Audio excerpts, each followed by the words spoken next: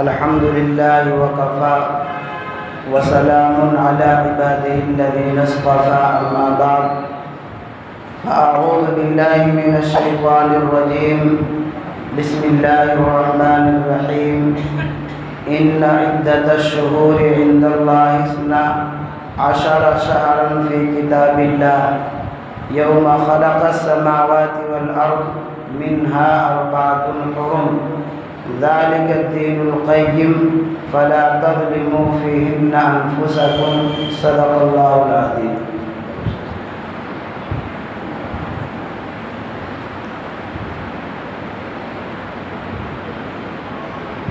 اس سے پہلے جو مہینہ گزرا ہے اور اس سے پہلے جو مہینہ آ کر گیا ہے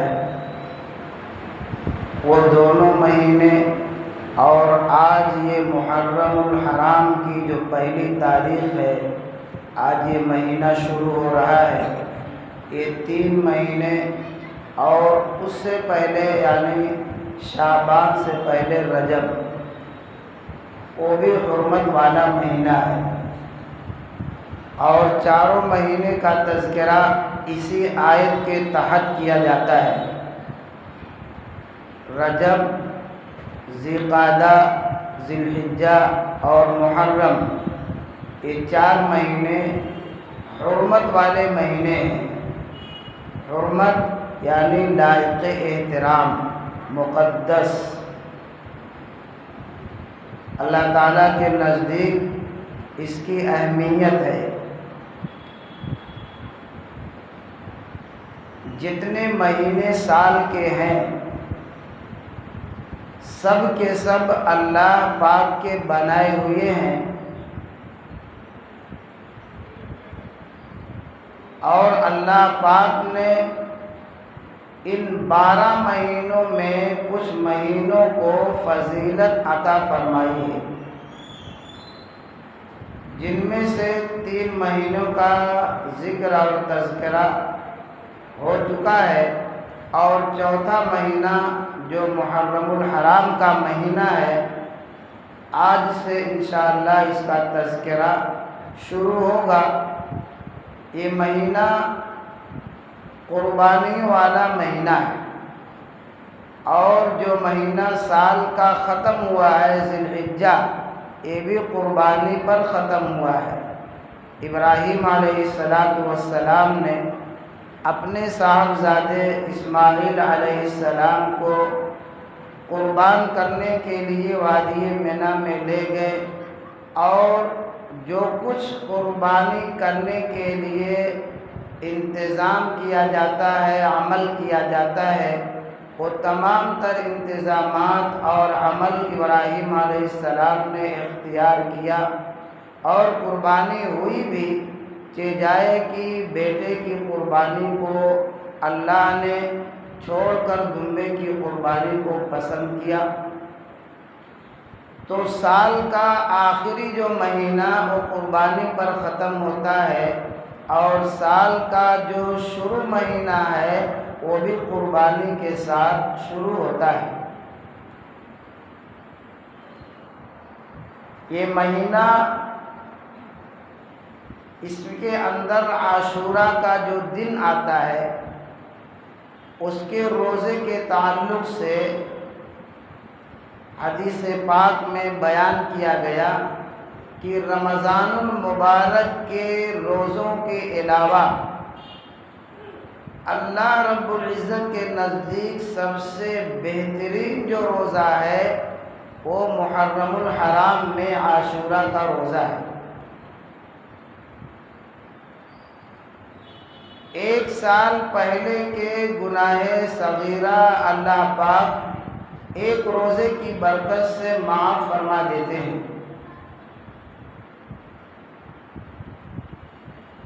اس مہینے کی تاریخ اور اسلامی مہینے کا آغاز اسی مہینے سے کب ہوا اور کیسے ہوا، اس کو تاریخ کی روشنی میں جانتے ہیں کہ آپ صلی اللہ علیہ وسلم کے دور میں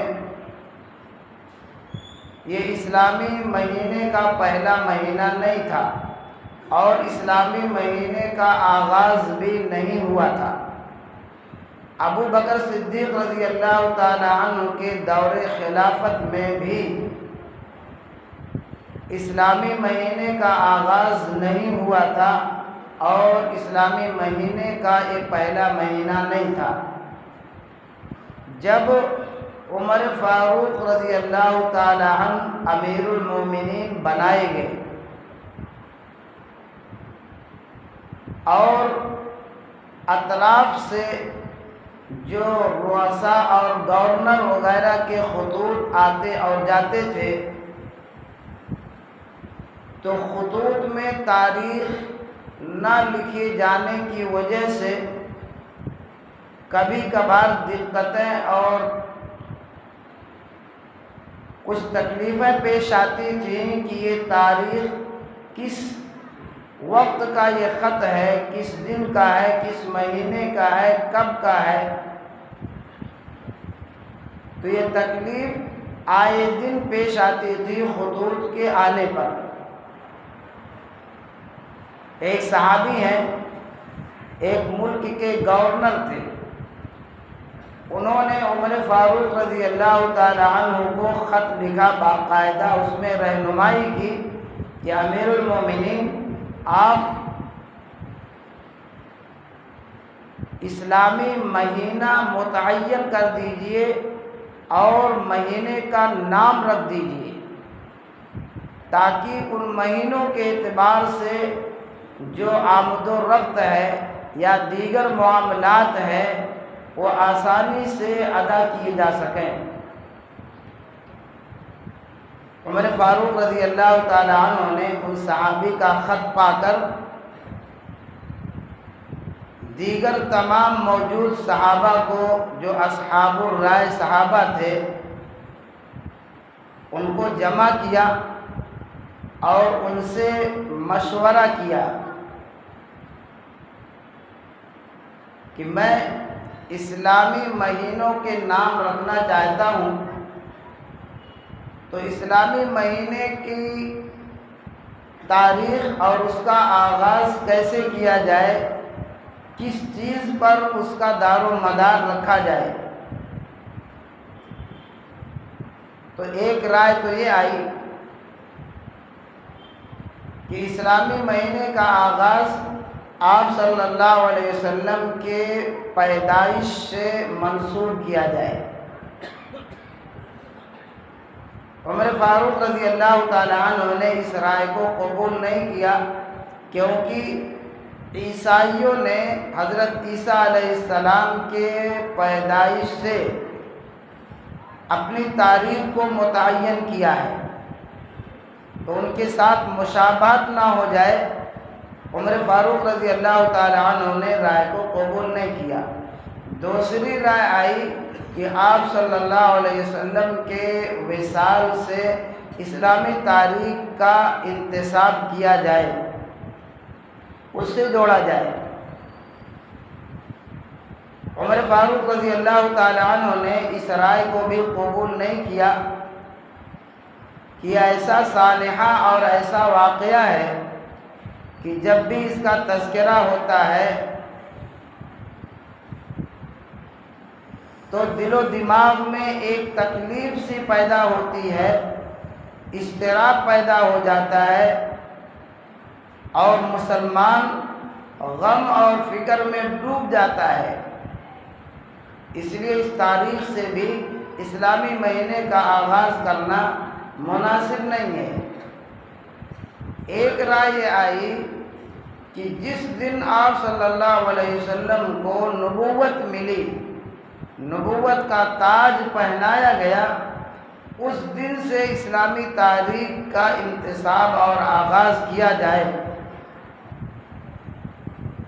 عمر فاروق رضی اللہ تعالی عنہ نے اس رائے کو بھی قبول نہیں کیا۔ صحابہ کرام جو رائے دیتے تھے، رائے قبول نہ ہونے پر ان کو کوئی الجھن نہیں ہوتی تھی کہ صاحب میری رائے کو مانا نہیں گیا، میری رائے کو کوئی درجہ کوئی جگہ نہیں دی گئی، ایسا نہیں تھا۔ چوتھی رائے حضرت علی کرم اللہ وجہ، انہوں نے چوتھی رائے پیش کی اور یہی رائے قبول کی گئی۔ علی مرتضیٰ رضی اللہ تعالیٰ عنہ نے کہا کہ میری رائے یہ ہے کہ مسلمان اور حضرت صلی اللہ علیہ وسلم جس دن مکے سے ہجرت کر کے مدینہ تشریف لے گئے، اس دن کو اسلامی سال کا آغاز مانا جائے اور اسی سے اس کی نسبت کی جائے، تاکہ آنے والے نسلوں اور لوگوں کو معلوم ہو کہ دین کے خاطر صحابہ کرام کو ہجرت کرنا پڑا اور حضرت صلی اللہ علیہ وسلم کو اپنا آبائی وطن مکہ چھوڑ کر جانا پڑا۔ یہ پیغام ہو کہ اسلام کے خاطر یہاں تک تکلیفیں آ سکتی ہیں کہ گھر بار ملک اور دیار چھوڑنا پڑتا ہے۔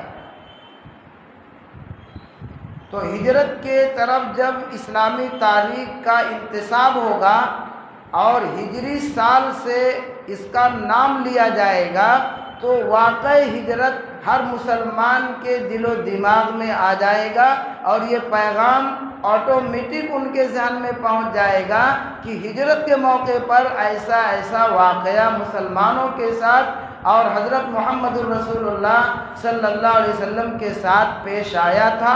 اسلام کے خاطر، دین کے خاطر یہ صعوبتیں، یہ تکلیفیں صحابہ نے اور نبی نے اٹھائی ہیں، لہٰذا ہم کو بھی اگر اسلام کے خاطر ایسی قربانیاں دینے کا وقت آئے تو ہم کو بھی یہ قربانی دینے کے لیے تیار رہنا چاہیے۔ تو یہ رائے عمر فاروق رضی اللہ تعالیٰ عنہ نے قبول کیا اور ہجری جو نام پڑا آج 1447 ہجری ہے، یعنی آپ صلی اللہ علیہ وسلم کو دنیا سے پردہ فرمائے ہوئے 1446 سال گزر چکے، 1446 سال گزر چکے۔ 47 آج سے 47 کا پہلا دن ہے، یعنی محرم کا پہلا دن ہے۔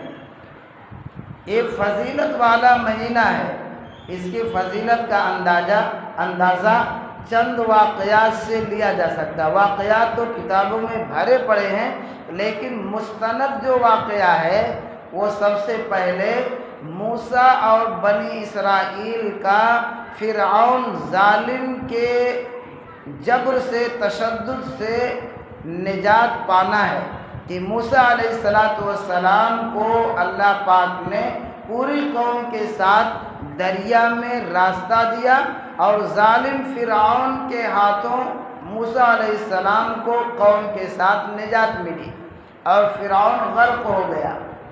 جب غرق ہونے لگا، ڈوبنے لگا، تو اس نے کلمہ پڑھنا چاہا اور پڑھا بھی، آمنت برب ہارون و موسیٰ، کہ میں ایمان لاتا ہوں موسیٰ اور ہارون کے رب پر۔ تو اللہ پاک نے جبریل علیہ السلام کو بھیجا، وہ کیچڑ اور مٹی نکالے اس کے منہ میں ڈال دیے اور کہتے ہیں الآن وقد عصیت قبل، اب تو کلمہ پڑھ رہا ہے جب موت کو نگاہوں سے دیکھ لیا، اور اس سے پہلے تو نافرمانی در نافرمانی کرتا چلا آیا۔ تو جانچنے کے وقت کا ایمان لانا اللہ کے نزدیک قابل قبول نہیں، وہاں سے آخرت کے منازل اور آخرت کی چیزیں سامنے کر دی جاتی ہیں، دکھا دی جاتی ہیں، زبان بند کر دی جاتی ہے اور یہ نگاہوں سے آخرت کی منزلیں دکھائی جاتی ہیں۔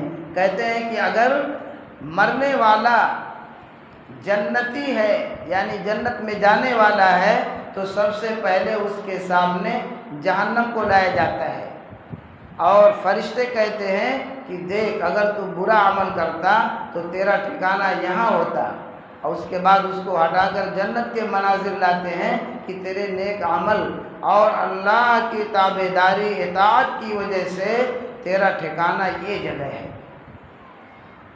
وہ جان وہ روح بڑی خوش ہو جاتی ہے اور بڑے جلدی نکلنے کی کوشش کرتی ہے، گویا کہ جسم میں بدن میں وہ نکلنے کے لیے تڑپتی ہے کہ جلدی وہ مقام میں پہنچا دیا جائے۔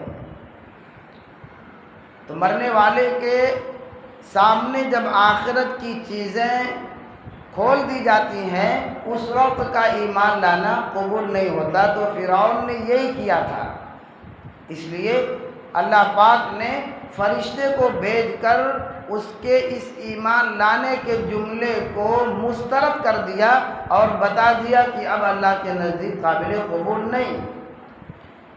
تو اس دن کی عظمت اس ایک واقعہ سے ایک جو ہے سمجھ میں آئی۔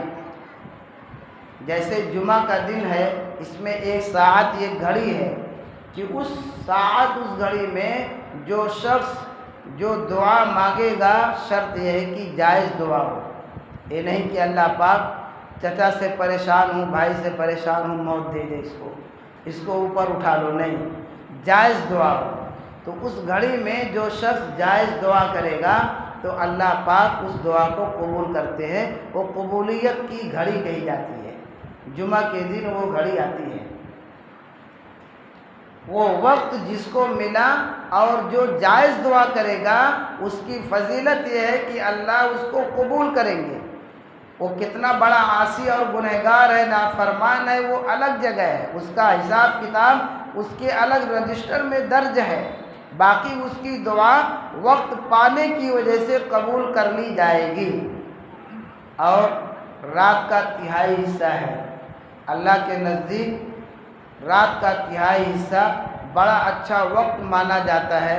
اللہ پاک کی رحمت سمائے دنیا پر اللہ نزول فرماتے ہیں، فرشتے ندا دیتے ہیں، کہتے ہیں کہ شب برات اور شب قدر میں فرشتوں کا نزول ہوتا ہے، فرشتے ندا کرتے ہیں، آواز کرتے ہیں اور اعلان کرتے ہیں اللہ کی رحمت کی طرف آنے کا۔ سال کے 12 مہینے اور ہر دن رات کے آخری حصے میں فرشتے یہی کام کرتے ہیں جو شب برات اور شب قدر میں فرشتے اعلان کرتے ہیں، اور ہم آخری شب میں رات کے آخری حصے میں سونے کی تیاری کرتے ہیں۔ بوڑھے ضعیف لوگ تو پہلے کھانا کھا کے سو جاتے ہیں الحمدللہ، لیکن ابھی آزاد مزاج جو لوگ ہیں وہ رات کے آخری حصہ تک جاگنے کو، مستی کرنے کو، بات کرنے کو، خرافات کرنے کو، ٹہلنے کو اپنا وقار سمجھتے ہیں اور گریٹ میں اپنے آپ کو ہائی فائی شمار کرتے ہیں کہ ہم بڑے ہو گئے ہیں۔ رات کے تہائی حصہ تک ہم جاگ لیتے ہیں، نکڑ پر کونے بیٹھ کر ہم سگریٹ پی لیتے ہیں، گٹکا کھا لیتے ہیں، ہم بڑے ہو گئے ہیں۔ اسلام نے منع کیا ہے۔ عشاء کے بعد جلدی سونے کا حکم ہے، دنیا کی بات کرنے سے بھی منع کیا گیا ہے، دنیا کی بات کرنے سے بھی منع کیا گیا ہے، لیکن ہم لوگوں کی ہر چیز الٹی ہوتی چلی جا رہی ہے، ہر چیز الٹی ہوتی چلی جا رہی ہے، یعنی جو اسلامی تعلیم ہے اس تعلیمات کے اعتبار سے ہر چیز ہماری الٹی بدلتی چلی جا رہی ہے۔ دکانیں دن میں کب کھلتی ہیں؟ کسی کی 9 بجے، کسی کی 10 بجے، کسی کی 11 بجے، ایسے کر کے دکانیں کھلتی ہیں۔ مسلمانوں کو روزی کب ملتی ہے؟ فرشتے آسمان سے روزی تقسیم کرنے کے لیے کب چلتے ہیں معلوم ہے؟ صبح سویرے چلتے ہیں، سورج نکلتے ہی صبح سویرے مسلمانوں کا رزق تقسیم ہوتا ہے، اور وہ ٹائم ہم سوئے رہتے ہیں، وہ ٹائم ہم سوئے رہتے ہیں۔ جو جاگنے کا وقت ہے صبح سویرے، برکت کا وقت ہے، روزی جو تقسیم ہو رہی ہے اس کو لینے کا وقت ہے، وہ وقت میں ہم سوئے رہتے ہیں۔ اور جو سونے کا وقت ہے کہ عشاء بعد جلدی سویا جائے، اس میں نہ جانے کتنی دیر تک ہم دکانیں چلاتے رہتے ہیں۔ یہ ہم بگاڑ کر رکھے ہیں، رول اور وصول بگاڑ کر رکھے ہیں، تب ایسا کرنا پڑ رہا ہے۔ وصول بگڑ چکا ہے۔ اگر صبح سویرے فجر کے بعد دکان کھولی جائے اور مغرب بعد بند کر دی جائے تو لوگ اسی اعتبار سے اٹھ کر اپنی ضرورت کو، خریداری کو کریں گے، پورا کریں گے۔ لیکن لوگ بھی جانتے ہیں کہ دکاندار 11 بجے کھولتا ہے، پھر 12 بجے بند کرتا ہے، اور اگر وہ لینا بھی چاہے 8-9 بجے کوئی سامان تو جائے گا، وہ پورا روڈ ٹہل کے آ جائے گا اور واپس تھک کے گھر بیٹھے گا کہ کوئی دکان کھلی ہی نہیں ہے۔ رول اصول ہم بگاڑ چکے ہیں۔ تو ایک واقعہ محرم کی فضیلت کا یہ ہے کہ موسیٰ علیہ السلام کو اپنی قوم کے ساتھ اللہ پاک نے محرم کے مہینے میں اس عاشورہ کے دن یعنی 10 محرم کو اللہ پاک نے نجات دی۔ اور دوسرا واقعہ کہ آدم علیہ السلام ایک غلطی کی وجہ سے جنت سے نکال دیے گئے، نکالنے کے بعد ان کو افسوس اور غم اور فکر کتنا تھا، مسلسل وہ روتے رہتے تھے۔ مورخین لکھتے ہیں کہ روتے روتے جو آنسو کے قطرات ان کے گرتے تھے اس سے ان کے چہرے پر آنسو بہنے کا نشان پڑ گیا تھا۔ جیسے مسلسل کوئی پانی کا قطرہ کسی جگہ گرے تو سال، 1.5 سال، 2 سال میں اس کا نشان پڑ جاتا ہے کہ جائے کہ ایک ایک قطرہ گر رہا ہے۔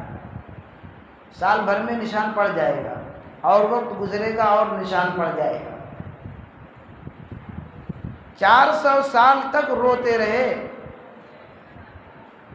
آدم علیہ السلام، اور جب دعا قبول ہونے کا وقت ملا ان کو تو کون سا وقت اللہ تعالیٰ نے پسند کیا؟ محرم کی 10 تاریخ عاشورہ کا دن۔ تو جس دن دعا قبول ہوتی ہے اس دن خوشی ہوتی ہے نا کہ دعا قبول ہو گئی۔ موسیٰ علیہ السلام کو نجات ملی تو خوشی ہوئی نا کہ ظالم سے ہم کو نجات مل گئی۔ اور ہم اور آپ اس میں کیا کرتے ہیں؟ غم مناتے ہیں، سینہ پیٹتے ہیں، کپڑا پھاڑتے ہیں، چھری چاقو مارتے ہیں، اور عاشورہ کے دن روزہ رکھنا ہے تو عاشورہ کے دن شربت پلاتے ہیں، کھچڑا کھلاتے ہیں۔ آپ صلی اللہ علیہ وسلم جب مکے سے ہجرت کر کے مدینہ تشریف لے گئے تو وہاں جو یہودی تھے مدینے میں وہ لوگ عاشورہ کے دن روزہ رکھتے تھے۔ تو آپ صلی اللہ علیہ وسلم نے پوچھا کہ تم اور روزہ رکھ رہے ہو، کیا وجہ ہے، روزہ کیوں رکھتے ہو تم؟ تو یہودیوں نے کہا کہ عیسیٰ علیہ السلام، یہ ہمارے نبی موسیٰ علیہ السلام کو اس دن اللہ پاک نے نجات دی تھی فرعون سے، تو اس نجات ملنے کی خوشی میں بطور شکرانہ کے ہم روزہ رکھتے ہیں عاشورہ کے دن یعنی 10 محرم کو۔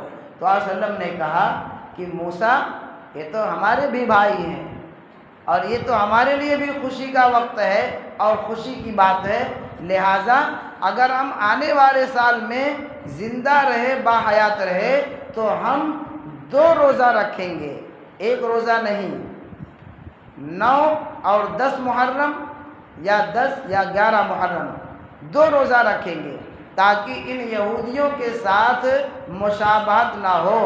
آپ صلی اللہ علیہ وسلم نے عبادات میں بھی یہودیوں کے ساتھ مشابہت ہونے سے اپنے کو، صحابہ کرام کو، امت کو بچایا کہ عبادات میں بھی ان کمبختوں کی مشابہت نہیں آنی چاہیے۔ اور ہم کیا ہیں؟ یہودی پروجیکٹ کو خوب پیتے ہیں، گھٹا گھٹ پیتے ہیں، کپڑا انہی کا پہنتے ہیں، ڈیکوریشن انہی کا کرتے ہیں، اور رہنے سہنے کا جو ماحول اور طریقہ انہی یہودیوں کا اختیار کر رہے ہیں۔ پہلے دوپٹہ گھونگھٹ تک تھا، پھر سر پہ آیا، پھر یہاں سے ہٹا کندھے پر آیا، پھر یہاں سے ہٹا ایک طرف آیا، یہاں سے ہٹا غائب ہو گیا۔ کون غائب کیا؟ یہ ٹخنا یہ چھپا اور ڈھکا رہتا تھا، یہ اٹھتے چلا جا رہا ہے۔ کس کا طریقہ آ رہا ہے؟ انہی یہودیوں کا طریقہ آ رہا ہے۔ ہمارے نبی نے عبادت میں بھی ان سے مشابہت کو پسند نہیں کیا کہ ان کم وقتوں کی مشابہت نہ ہمارے عبادت میں آ جائے اور ہم ہر کھانے پینے پہننے اور ہر چیز میں انہی کی مشابہت، انہی کا طریقہ اختیار کر رہے ہیں، پسند کر رہے ہیں، اپنی پسند سے اس کو اختیار کر رہے ہیں۔ بتائیے ہم الٹے نہیں ہوئے؟ طریقہ ہمارا کتنا بدل گیا، ہمارا طریقہ ایک دم الٹا ہوتا چلا جا رہا ہے۔ تو محرم کی فضیلت میں ایک واقعہ موسیٰ علیہ السلام کے نجات کا ہے، اور دوسرا واقعہ آدم علیہ السلام کے دعا کے قبولیت کا ہے۔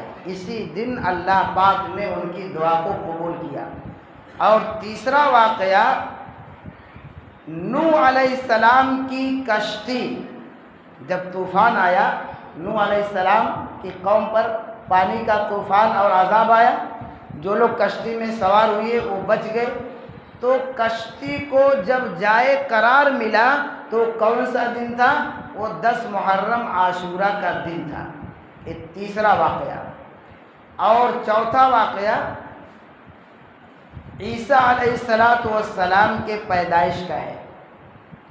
نوح علیہ السلام یہ آدم ثانی کہلاتے ہیں۔ اگر وہ کشتی میں رہنے والے بھی غرق ہو گئے ہوتے تو آج یہ منڈیاں دکھائی نہیں دیتی، یہ انسانوں کے مکانات یہ دکھائی نہیں دیتے۔ جو تھے وہ تو سب ختم ہو گئے، بچے وہی تھے جو کشتی میں بچے تھے۔ اور کس دن اللہ تعالیٰ نے یہ کرم فرمایا انسانیت پر، جانداروں پر؟ محرم کے مہینے میں 10 محرم کو عاشوراء کے دن اللہ کی رحمت آ کر اس کشتی پر چھا گئی اور جائے قرار ملا، جودی پہاڑ پر وہ کشتی آ کر ٹھہر گئی۔ اور عیسیٰ علیہ السلام، ایک واقعہ کہ عیسیٰ علیہ السلام کی پیدائش جو ہوئی وہ محرم کے مہینے میں 10 محرم کو عاشوراء کے دن ہوئی۔ عیسیٰ علیہ السلام کی پیدائش، ان کی پیدائش کیسے ہوئی ہے؟ بغیر باپ کے ہوئی ہے، بغیر باپ کی ہوئی ہے۔ فرشتے کی پھونک کے ذریعے سے ماں کے رحم میں حمل کا قرار ہوا، اور عجیب و غریب منفرد طریقے سے ان کی پیدائش ہوئی، منفرد طریقے سے ان کی خوراک ہوئی۔ یہی وہ نبی ہیں جو ماں کی گود ہی میں پہلے دن یہ بولنے لگے۔ جب قوم نے کہا کہ ارے کہاں سے اتنا بڑا گناہ کر کے لے آئے، تمہارے ماں باپ اور تمہارے دادا یعنی تمہاری پچھلی پشتیں جو ہیں وہ سب بڑی پاکیزہ پاک دامن تھے، بڑے نیک لوگ تھے، تم کہاں سے آگے اتنا بڑا گناہ کر کے ماں کو طعنہ دینے لگے؟